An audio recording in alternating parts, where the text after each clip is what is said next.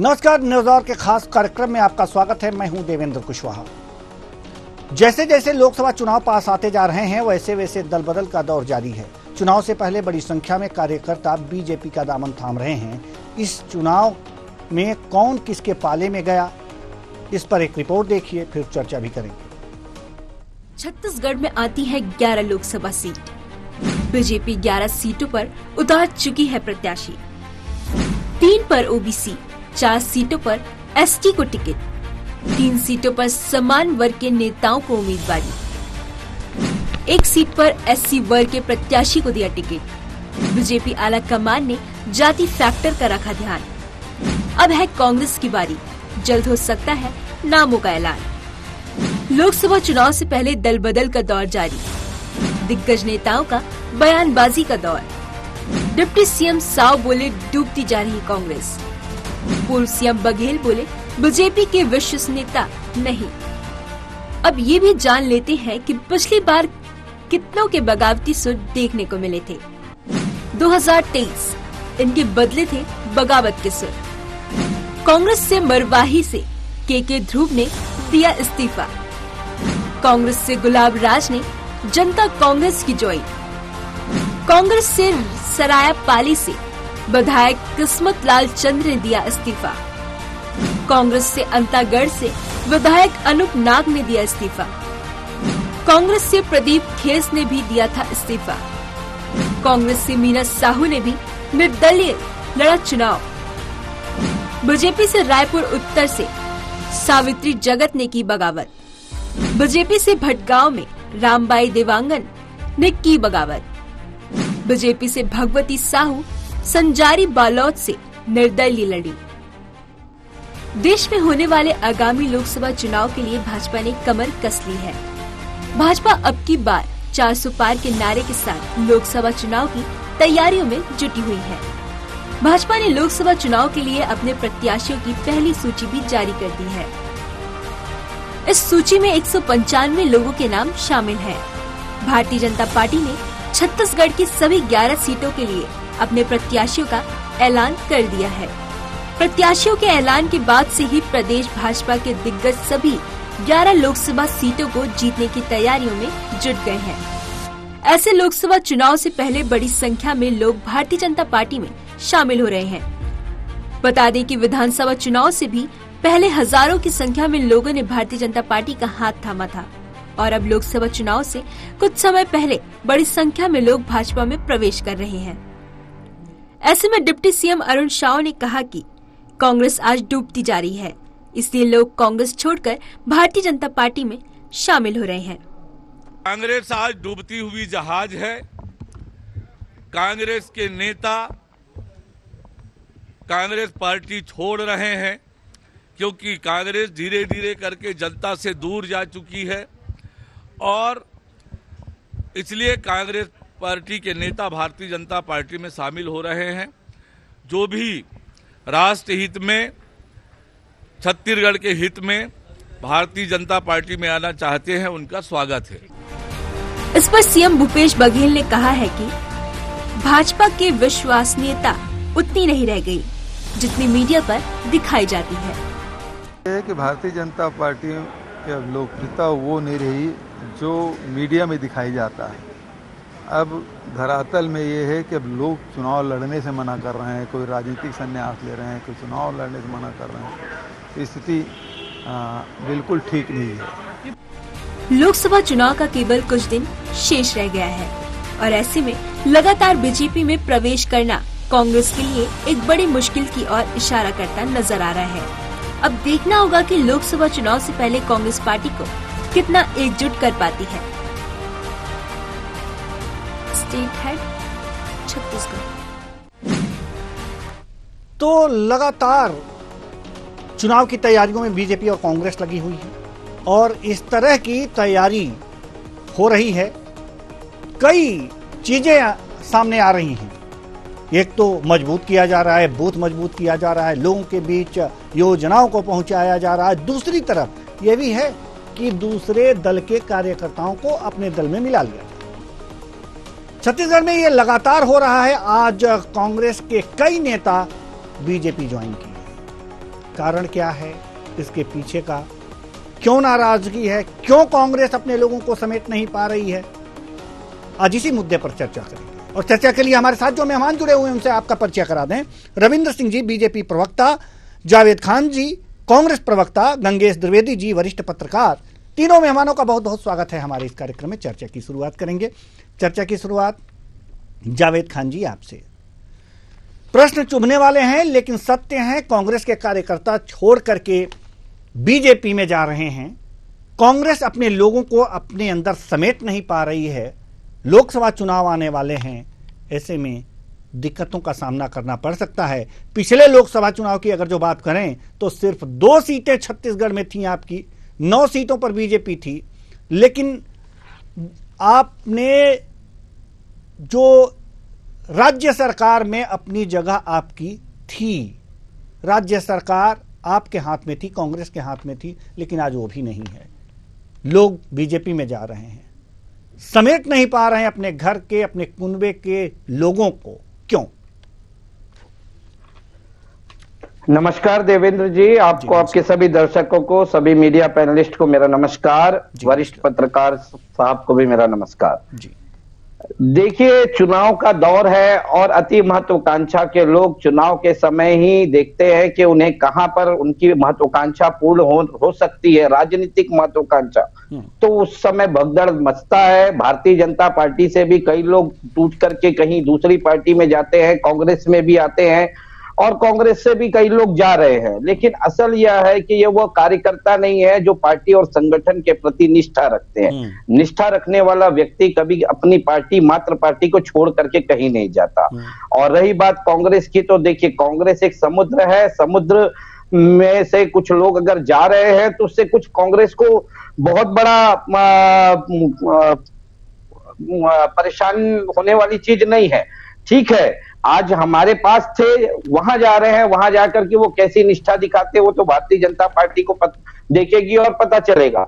लेकिन कांग्रेस का जो निष्ठावान कार्यकर्ता है उसको इससे फर्क नहीं पड़ेगा। वो अपने पोलिंग बूथ पे लगा हुआ है। लगातार हमारे वो बूथ चलो यूथ जोड़ो अभियान चल रहे हैं और जो भी संगठन की तरफ से कार्य मिल रहे हैं लगातार हो रहे हैं, समीक्षा बैठकें हो रही है और लगातार हम अपने बूथ को मजबूत करने में लगे हुए हैं। हाँ, ये वो लोग हैं जिनकी महत्वाकांक्षाएं बड़ी होती है, वो चले जा रहे हैं। ठीक है, अगर उनकी महत्वाकांक्षा कल वहां पूरी नहीं होगी तो फिर वो वापस आने के लिए रास्ता बनाने की कोशिश करेंगे, तो ठीक है। दूसरी सबसे महत्वपूर्ण चीज, अगर आज अरुण साव जी का बयान आप सुने कि कांग्रेस डूबती हुई नैया है। कांग्रेस अगर डूबती हुई नैया है साहब, तो भारतीय जनता पार्टी क्या है?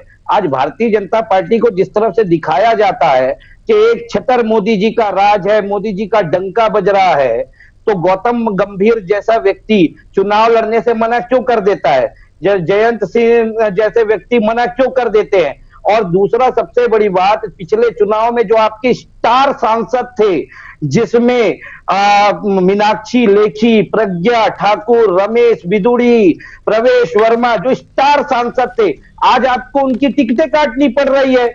आप तो कहते रहे हैं ना कि भारतीय जनता पार्टी की लहर चल रही है, नरेंद्र मोदी जी की सुनामी चल रही है, तो क्या नरेंद्र मोदी जी के नाम से ये लोग चुनाव नहीं जीत सकते क्या?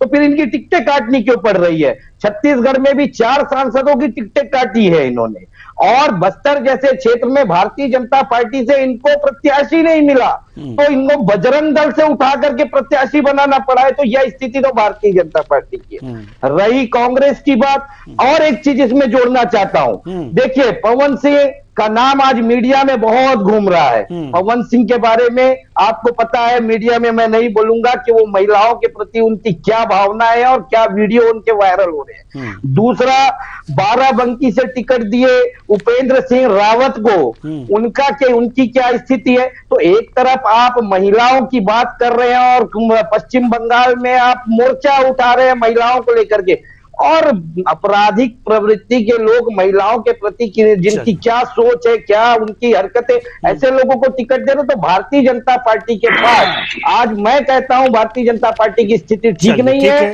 इसलिए इनको लोग नहीं मिल रहे हैं। ठीक है सर, सवाल बस इतना ही था कि कुनबा समेट नहीं पा रहे हैं, तो आपने ये जवाब दिया कि हाँ, कांग्रेस समुद्र है। समुद्र है इसमें से कुछ लोग चले जाएंगे तो फर्क नहीं पड़ेगा, आपका कहने का तात्पर्य ये है। लेकिन सूख रहा है सर समुद्र। चलिए आते हैं रविंद्र सिंह जी के पास, आएंगे जावेद खान जी और भी जवाब लेंगे आपसे। रविंद्र सिंह जी, कांग्रेस समुद्र है और समुद्र में से कुछ लोग चले जाएंगे तो कोई दिक्कत नहीं होगी, ऐसा कहना है कांग्रेस प्रवक्ता का। सवाल यह है कि एक अभियान आप लोग चला रहे हैं, ज्वाइनिंग अभियान। इस ज्वाइनिंग अभियान में क्या अपने कार्यकर्ताओं को दूसरे दल के कार्यकर्ताओं से बातचीत करके मतलब घर फोड़ने का काम कराया जा रहा है क्या, कि इतने थोक के भाव में यहाँ पर लोग आ रहे हैं, बीजेपी में ज्वाइन कर रहे हैं? हालांकि आपके लिए बधाई है, मतलब आप इसको अगर जो गंवई भाषा में अगर जो बात करें तो क्या घर फोड़वा आप लोग तैयार किए हैं क्या? बढ़िया प्रश्न है। घर फोड़वा कौन होता है यदि इसी को देख ले तो नंद कुमार साय जी को जब ये लेके गए थे तब समुद्र में विलय हो रहा था, किसका विलय हो रहा था? तब वो घर फोड़वा नहीं था। बहुत मुखी जी इनका पूरा कैबिनेट मिनिस्ट्री कुमार सिंह जी का स्वागत कर रहे थे, नंद कुमार साय जी का। और कांग्रेस कभी भी समुद्र नहीं रही, वो एक नदी से विमुख होकर एक झील बन चुकी है और उसमें षड्यंत्र और बदबू उत्पन्न हो चुका है, क्योंकि उसमें पानी का प्रवाह कम हो गया, जनता के आशीर्वाद, मतदाता का आशीर्वाद का समापन हो गया है। और कांग्रेस समुद्र नहीं रही है, बुढ़िया हो चुकी है, बूढ़ी हो चुकी है, जर्जर विचारधारा की हो चुकी है, पुरातन परंपरा को लेकर चलने वाली रह गई है, नवीन चीजों को शामिल ही नहीं करती, नीत नए प्रयोग करने से वंचित हो रही है। अब महत्वाकांक्षी लोग कांग्रेस छोड़ के जाते हैं। अशोक चौहान महत्वाकांक्षी, अमरिंदर सिंह महत्वाकांक्षी, दिगंबर कामपत महत्वाकांक्षी, MS कृष्णा महत्वाकांक्षी, विजय बहुगुणा महत्वाकांक्षी, एन किरण रेड्डी महत्वाकांक्षी, ND तिवारी महत्वाकांक्षी, जगदम्बा पाल महत्वाकांक्षी, पेमा खांडू महत्वाकांक्षी, गुलाम नबी आजाद अलग हो गए महत्वाकांक्षी। ये सब नारायण राणे, बाबूलाल मीरानी कांग्रेस छोड़े, ये सब महत्वाकांक्षी है। जावेद जी जरा आत्मचिंतन कर लो, जरा आत्ममंथन कर लो, कांग्रेस को क्यों छोड़ रहे हैं लोग? भारतीय जनता पार्टी किसी को पीला चावल दे के या क्या कहते हैं नारियल फल दे के आमंत्रित नहीं कर रही है। कांग्रेस में होती दूषित विचारधारा को छोड़ के नित नए प्रयोग को करने के लिए ये आ रहे हैं। और गौतम गंभीर जी चुनाव नहीं लड़ रहे हैं तो उनकी व्यक्तिगत इच्छा है। कोई क्या कहते हैं नरेंद्र मोदी की लोकप्रियता में कमी के कारण वो नहीं कर रहे हैं। भूपेश बघेल जी और आपने कहा कि भाजपा की धरातल में पकड़ उतनी मजबूत नहीं है जितना मीडिया दिखा रहा है। आज आपने अपनी कमजोरी को, अपनी हताशा को, निराशा को मीडिया पे थोप दिया कि मीडिया मतलब भाजपा को मजबूत दिखा रहे करके। अरे उत्तर प्रदेश में 2 सीट में सिमट के रह गए हो आप। छत्तीसगढ़ में जब सरकार थी 2 सीट में थे आप अपने आप को दोषी ठहराइए, अपना आत्मचिंतन करिए। भारतीय जनता पार्टी की चिंता मत करिए, हम 400 पार इसलिए आएंगे कि हमने सुशासन दिया। आप 10 साल में टेलीस्कोप लेके खोज लिए। मोदी जी और हमारी सरकार पे एक आरोप नहीं लगा सके भ्रष्टाचार के, और वही 10 साल मनमोहन सिंह के में आकाश में भ्रष्टाचार हुआ, पाताल में भ्रष्टाचार हुआ, कोयला घोटाला हुआ, 2G घोटाला हुआ। आप घोटालों की सरकार थे, 10 साल हमारे ऊपर नरेंद्र मोदी जी पर आरोप नहीं लगा सके। यही हमारी सफलता है, यही हमारी विशेषता है, और इसी के कारण कांग्रेस को लोग छोड़ के आ रहे हैं भारतीय जनता पार्टी में। लेकिन भारतीय जनता पार्टी में हम बुला नहीं रहे, भारतीय जनता पार्टी के नीति, नियत और विचारधारा से प्रेरित होकर आ रहे हैं। इसका चिंतन करिए। दुखती हुई कांग्रेस को सोचना पड़ेगा उसके नाव में कितना बड़ा सुराग हो चुका है। आप भर तो सकते नहीं, कम से कम जो 44 सीट पे है ना उसको मेंटेन कर लीजिए, नहीं तो 10 सीट या 15 सीट पे सिमट के रह जाएंगे आप लोग। चलिए ठीक है, हम आपके पास आएंगे। गंगेश द्विवेदी जी, जावेद खान जी हम आ रहे हैं आपके पास, हमने इशारा आपका देख लिया था, आ रहे हैं आपके पास। गंगेश द्विवेदी जी हम आपके पास आना चाहते हैं। कांग्रेस कह रही है कि कुछ लोग जा रहे हैं तो सागर है, कोई दिक्कत नहीं है, कांग्रेस सागर है, कार्यकर्ताओं का कोई दिक्कत नहीं है। बीजेपी कह रही है कि हम बुला नहीं रहे हैं। सर सवाल यहां पर यह है कि क्या बीजेपी बुला नहीं रही है, जबरदस्ती जा रहे हैं लोग, और क्या कांग्रेस में वास्तव में लोग उपेक्षित हैं या सही ढंग से काम नहीं कर पा रहे हैं? आखिर कांग्रेस के लोग बीजेपी, ज्यादा से ज्यादा कांग्रेसी बीजेपी ज्वाइन क्यों कर रहे हैं? देखिए, एक तरह से तो इस लोकसभा चुनाव से पहले अगर भाजपा ने तो ओपन कर दिया सारी पार्टियों के लिए कि वो आ सकते हैं, ज्वाइन कर सकते हैं। इसका मतलब तो नहीं कि बुला नहीं रहे, सबका स्वागत कर रहे हैं लोग। और ऐसे अवसर पे खासतौर पे जो 3 राज्यों के लोकसभा विधानसभा के चुनाव के परिणाम आए, खासतौर पर छत्तीसगढ़ में जब अगर बात करूंगा तो छत्तीसगढ़ में अप्रत्याशित परिणाम आए हैं। उम्मीद नहीं थी कि कांग्रेस हार जाएगी। इसके बाद जो कांग्रेस की स्थिति छत्तीसगढ़ में मैं देख रहा हूँ कि कांग्रेस का जो नेतृत्व अभी राज्य स्तर का जो प्रभारी है वो मुझे लगता है कि वैसा तवज्जो नहीं दे पा रहे हैं। जो लोग हारे हैं या जो लोग बागी हुए हैं उनको एकजुट करने के प्रयास मुझे लगता है कि इतने काफी नहीं हो पाए हैं जितने दिखावा दिखाई दे रहे थे। 22 विधायकों को ट्वीट करने थे, उन लोगों ने मोर्चा खोल के रखा छत्तीसगढ़ में, उनको अभी तक संतुष्ट नहीं कर पाए हैं। उसके अलावा जो हारे हुए 9 मंत्री हैं, कुछ कैंडिडेट जो बहुत महेंद्र नाथ जिनको प्रचारक उतारेगा तो उन्होंने इस्तीफा दे दिया, लेकिन उनकी वापसी नहीं करा पाए। वो हालांकि भाजपा में नहीं गए, भाजपा की तरफ से वो खुला था, लेकिन उन्होंने भाजपा भी ज्वाइन नहीं किया अभी तक। तो इस तरह का जो माहौल बना हुआ है मुझे लगता है सारे राज्यों में भी यही स्थिति है। तो मुझे कहीं ना कहीं कांग्रेस का नेतृत्व अपने लोगों को संभाल के रख पाने में नाकाम साबित हो रहा है। उस हिसाब से लेकर होना चाहिए था। लोकसभा विधानसभा चुनाव के बाद बैठक तो हुई है, समीक्षा बैठक भी हुई है। बैठक के कारणों के साथ साथ मतलब डैमेज कंट्रोल को भी बहुत तेजी से चालू करना चाहिए था, वो उसका अभाव दिखाई दे रहा है। इसके साथ ही साथ इंडी गठबंधन जो बना है पूरे देश में, इंडी गठबंधन की कोई शुरू से इसमें लगातार अभी तक इंडी गठबंधन का एक सर्वमान्य नेता घोषित नहीं हो पाए। प्रधानमंत्री के नेतृत्व छोड़ दीजिए, अभी तक कोई सर्वमान्य नेता भी घोषित नहीं कर पाए हैं।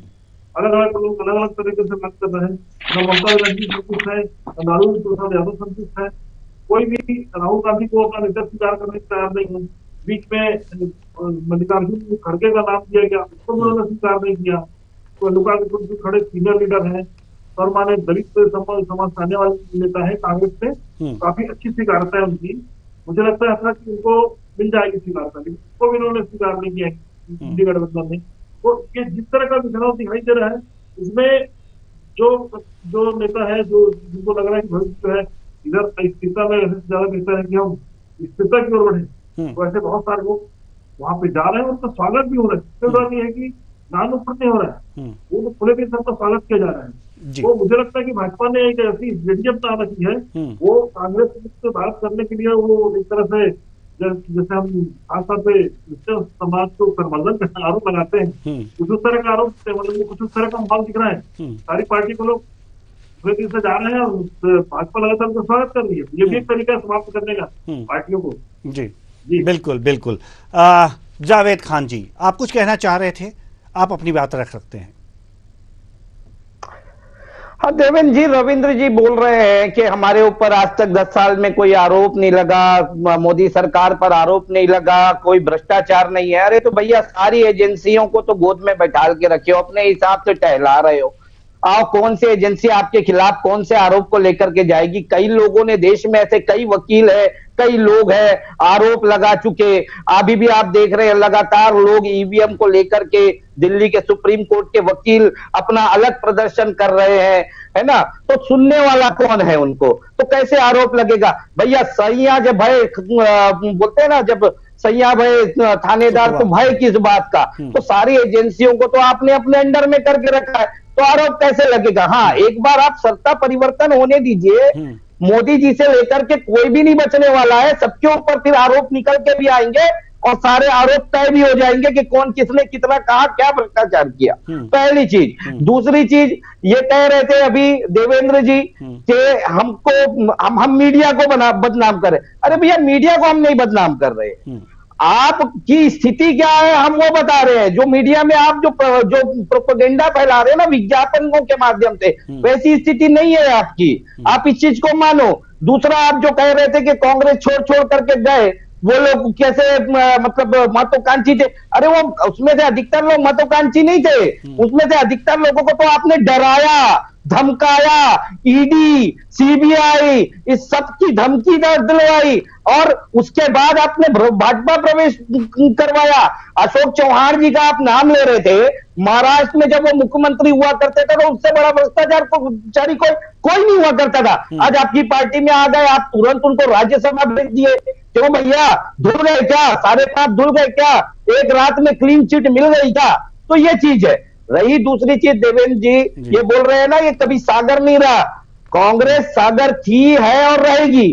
ये देखिए, आज कांग्रेस के लिए हम मानते हैं ये चुनौती का समय है, संघर्ष का समय है। जो मजबूती से चुनौती और संघर्ष को संभाल सकता है, लड़ सकता है, वो हमारे साथ में है और रहेगा। जो कमजोर होगा वो हवा की दिशा में बहेगा, और हवा की दिशा में बहने वाले लोगों की स्थिति हमने देखी है क्या है। दूसरी सबसे बड़ी चीज ये है कि ये नारा देते हैं कांग्रेस मुक्त भारत बनाने का, भाजपा युक्त भारत बना करके, भाजपा युक्त, कांग्रेस युक्त भाजपा बना करके बैठे हैं। 157 सांसद तो इनके कांग्रेस के में कभी रहे हुए लोग हैं, 8 राज्यों के मुख्यमंत्री अन्य दलों से आए हुए लोग हैं। और रविंद्र सिंह जी क्या करेंगे? रविंद्र सिंह जी या तो डिबेट में बैठ करके तू मैं करेंगे, या तो दरी बिछाएंगे। उससे ज्यादा इनको कुछ मिलना नहीं है, क्योंकि कांग्रेस से जो लोग जाएंगे उनको तो वही बनेंगे जनप्रतिनिधि। तो इसको तो विचार करना चाहिए इनको। दूसरी सबसे बड़ी चीज, आप कहते हैं कि हम किसी को नहीं बुलाते, हम किसी को नहीं बुलाते। अरे भैया, नहीं बुलाते। जो व्यक्ति कांग्रेस में रहता है आपकी नजर में वो राष्ट्र विरोधी होता है, वो धर्म विरोधी होता है, वो वैसे व्यक्ति को फिर आप आने कैसे दे रहे हैं? वो आते साथ में वो राष्ट्र विरोधी नहीं होता, वो धर्म विरोधी नहीं होता। ये कैसी सोच और ये कैसा पैमाना आपका? चलिए इसका जवाब रविंद्र सिंह जी से ले लेते हैं। रविंद्र सिंह जी कि एक वॉशिंग मशीन के बारे में भी बातचीत राजनीतिक गलियारों में चलती है कि बीजेपी के पास वॉशिंग मशीन है। शायद जावेद खान जी वही कह रहे हैं कि जब तक कांग्रेस में लोग रहते हैं तब तक अपराधी रहते हैं, राष्ट्रद्रोही रहते हैं, और बीजेपी ज्वाइन करने के बाद ही धुल जाते हैं सारे पाप। जी शायद जायद इनकी जो ये मानसिकता है, विदुप्र मानसिकता और कुत्सित मानसिकता का ये एक जबरदस्त उदाहरण है जो ऐसा कहते हैं। अभी जल जीवन मिशन पे मध्य प्रदेश में छापा पड़ा, किसकी सरकार थी? हमारी सरकार थी। छत्तीसगढ़ में एक हमारे बड़े नेता थे, उनके घर में छापा पड़ा, अभी जांच चल रही है। सबसे बड़ी बात है वॉशिंग मशीन है, ये कुतर्क है, कुतर्क। और ये कहते हैं कि ईडी और सीबीआई जब जांच एजेंसी केंद्र सरकार के अधीन है तो आरोप कौन लगाएगा? आरोप ईडी और सीबीआई कभी नहीं लगाती। आरोप तो जन नेता लगाता है, जो नेता होता है, जो गलत कार्य करता है वो लगाता है। मनमोहन सिंह को ईडी और सीबीआई आपके ऊपर में लगाया। अरे 15 साल की आपकी सरकार में भी कई आरोप लगे, कौन सी ईडी और सीबीआई आ गई? छत्तीसगढ़ की सरकार के ऊपर में 15 साल में बहुत सारे आरोप लगे। 44,000 करोड़ रुपए का शराब घोटाले का आरोप लगा, 36,000 करोड़ रुपए का पीडीएस घोटाले का आरोप लगा, नान घोटाले का आरोप लगा, मैडम सीएम उठा, सुन लीजिए। अरे इतना डर और भय किस बात का कि जब मैं बोलूं तो इंटरप्ट करवा? ये तो कांग्रेस की संस्कृति है। जरा बोलने दीजिए, सुन लीजिए, हिम्मत रखिए। मैंने तो जवाब देना शुरू किया। जब ईडी और सीबीआई पे आपको भरोसा नहीं है, केंद्र सरकार उसकी दुरुपयोग करती है, तो जाओ ना कोर्ट में। किसने रोका कोर्ट पे? क्या उच्च न्यायालय नहीं है? क्या उच्चतम न्यायालय नहीं है? भरोसा नहीं है उस पर कि ईडी और सीबीआई का दुरुपयोग हो रहा है? लेके जाइए, तथ्य लेकर जाइए मोदी सरकार के विरुद्ध और उस पर कार्रवाई करने के लिए कोर्ट को बोलिए। धमका के लोगों को अपनी पार्टी में लेकर के कोर्ट नहीं है क्या? अरे जरा सुन लो भैया, जरा सुन लो कांग्रेस के प्रवक्ता, 2 मिनट सुन लीजिए। आप बोले हो मैंने सुना है, या टीवी डिबेट खराब करने के लिए बैठे हो? चलिए तीसरी मैं दरी उठाऊंगा, जल्दी से सर, जल्दी से, समय नहीं। मेरा व्यक्तिगत मामला है और मैं वो उठाऊंगा भारतीय जनता पार्टी में। मुझे खुशी है, आपकी तरह मैं पदनालुक नहीं रहूंगा, आप चिंता मत करिए उसकी। तीसरी बात, महिलाओं पे दुनिया भर की बात करते हैं, प्रियंका गांधी के पिए के ऊपर रेप का आरोप है। सुन रहे हैं बात को? जरा हटा दीजिए 1 मिनट में। कितना महिलाओं की इज्जत करते हैं हमें पता है। समझाने की ये बताइए छत्तीसगढ़ में कैसे क्या कहते हैं महिलाओं पर अपराध बढ़ रहा था। सुन लीजिए जावेद जी, जब आएगी बारी ठीक है ठीक है ठीक है तीसरे ठीक है ठीक है, समय कम है हमारे पास। जितनी देर में हम बोला गंगेश द्विवेदी जी के पास आना चाहते हैं। गंगेश द्विवेदी जी, क्योंकि कांग्रेस के लोग सुनना नहीं चाहेंगे, मैं बता रहा हूँ। जब मैं तथ्य प्रस्तुत करूंगा कांग्रेस के लोग सुनेंगे नहीं। समय कम है, समय कम है। गंगेश द्विवेदी जी, सवाल यहाँ पर यह है कि आपने दोनों मेहमानों को सुना, ईडी सीबीआई का दबाव बना करके बीजेपी कांग्रेस के नेताओं को अपने पाले में कर रही है। एक आरोप तो ये है। जावेद खान जी, मैं सही हूं या नहीं? जावेद खान जी? हाँ बिल्कुल बिल्कुल आप सही ठीक है ठीक है। हमें गंगेश द्विवेदी जी समझ में नहीं आता कि अगर जो हम गलत नहीं हैं तो हमारे ऊपर दबाव कैसे बनाया जाएगा? जांच होगी, जांच चलती रहे। नेताओं पर तो ये होता है, तो कहीं ना कहीं कुछ न कुछ खामियां हैं। आपको क्या लगता है?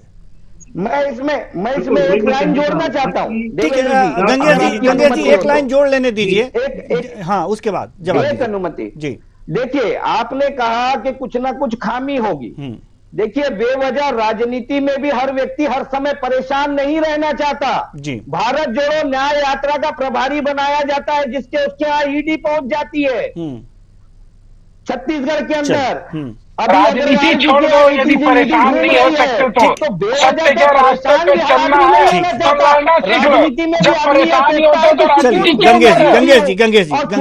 गंगेश जी से ले लेते हैं, भारतीय जनता पार्टी में उत्तर ले लेते हैं गंगेश जी से। आप लोगों की सुन ली जी, समय नहीं है बिल्कुल जी। गंगेश जी जल्दी से। जिम्मेदारी थी जब कांग्रेस की का एक छत्र राज्य का दौर था, उस समय लगातार भाजपा हारती थी। भाजपा के क्या नेताओं पे दबाव नहीं पड़ता था, या भाजपा के अलावा और भी पार्टियां थी, उन पर भी दबाव पड़ता था। बड़े बड़े आंदोलन चलते थे। इंदिरा गांधी का कार्यकाल हो चाहे उससे पहले आपातकाल की तक नौबत भी आई, एक दौर ऐसा रहा कांग्रेस शासनकाल में। तो मुझे लगता है कि अभी, लेकिन उस समय भी एकजुट रहे भाजपा के नेता, उसकी रही। लेकिन जैसे जैसे एकजुट होते होते होते आज भाजपा इस पोजीशन में है, देश की सबसे बड़ी पार्टी है। तो स्वाभाविक में जो पार्टी रूल करेगी, सत्ता का क्षेत्र एक ही रहता है, चाहे कोई पार्टी वहां पर सत्ता में बैठने वाले सत्ता का क्षेत्र एक ही जैसा रहता है। तो अब जब भाजपा का दबाव है, तो मुझे लगता है कि ऐसे में अन्य जो पार्टियां हैं, खासतौर पर कांग्रेस पुरानी पार्टी है, संगठित पार्टी है, संगठन कैसे चलाया जाता है, इसको मुझे लगता है कांग्रेस से ज्यादा कोई ज्यादा बेहतर समझ नहीं सकता। तो हम लोगों को एकजुट रखना तमाम दबाव के बीच, ये बड़ी चीज है। इसी चीज की मैं बात कर रहा हूँ कि कहीं न कहीं सत्ता के नेतृत्व, कांग्रेस नेतृत्व में ये खामी रह गई है कि अपने लोगों को एकजुट नहीं रख पा रही है तमाम दबाव, तमाम प्रेशर के बीच में। चलिए ठीक है, अब चूंकि समय नहीं है, नहीं तो इस चर्चा को और आगे बढ़ाते, क्योंकि ये चर्चा बड़ी मनोरंजक हो रही थी। बहुत बहुत धन्यवाद तीनों मेहमानों का, आप आए और अपने अपने विचार साझा किए। तो कुल मिलाकर के देखा जा सकता है कि कांग्रेस के नेता बीजेपी ज्वाइन कर रहे हैं, लगातार ज्वाइन करते जा रहे हैं, और कांग्रेस अपने कुनबे को संभाल नहीं पा रही है। आरोप ये लगाए जा रहे हैं कि बेजा दबाव बनाकर, अपनी जांच एजेंसियों से दबाव बनाकर कांग्रेस के कार्यकर्ताओं को डराया जा रहा है, धमकाया जा रहा है, उनके अपने पाले में किया जा रहा है। लेकिन सवाल यह भी है कि अगर इस तरह की बातें हैं तो डर काहे का? अगर राजनीति में आए हैं, लोगों की सेवा करने आए हैं, तो डर काहे का? अगर आपके ऊपर कोई चार्ज नहीं है, कोई आप कुछ ऐसा नहीं करते हैं, तो जांच होने दीजिए, करने दीजिए, एजेंसियों को अपने पास आने दीजिए, सवाल पूछने दीजिए। डर काहे का? अगर डर है तो डर के पीछे भी कुछ होगा, और सिर्फ डर ही नहीं, दल बदल का कारण है, कुछ अपनी महत्वाकांक्षाएं भी नहीं, जो शायद इस दल में रह करके पूरा नहीं होता है। हालांकि दल बदल हर दलों में होता है और हर समय होता रहा है, लेकिन इस समय कुछ ज्यादा ही हो रहा है। लोग बीजेपी की तरफ ज्यादा ही रुख कर रहे हैं। तो वास्तव में देखने वाली बात यह है कि क्या वास्तव में बीजेपी का जनाधार देख करके लोग उधर उस पाले में जा रहे हैं। ये आप भी सोचिए, हम भी सोच रहे हैं। फिलहाल इस कार्यक्रम में इतना ही। मुझे दीजिए इजाजत।